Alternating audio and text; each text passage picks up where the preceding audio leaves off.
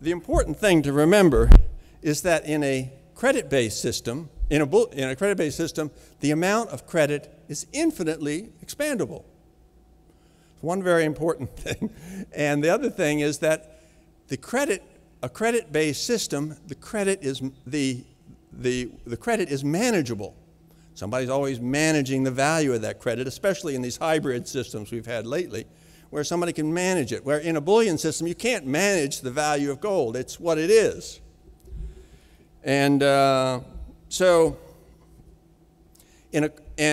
what we have today, by the way, is a credit-based system, but it's a hybrid credit-based system. It has many of the bad elements of a credit-based system.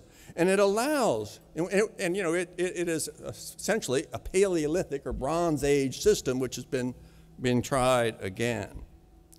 And when you have these systems, then you get these elaborate confections of credit, just as they did in the old days with the cows and the chickens and everything. And now you owe a mortgage. You owe a mortgage. The mortgage itself is then put into a derivative contract. The derivative contract is bought by a hedge fund which has borrowed money from a bank at a preferential rate because it's a bank favored by the Fed. And all this is quantified in these IOUs by the biggest debtor on the planet. And you wonder, what are these things worth? Does anybody know? Does anybody know who's solvent and who's not solvent? Does anybody know what the credits are worth? Does anybody know when this thing will blow up?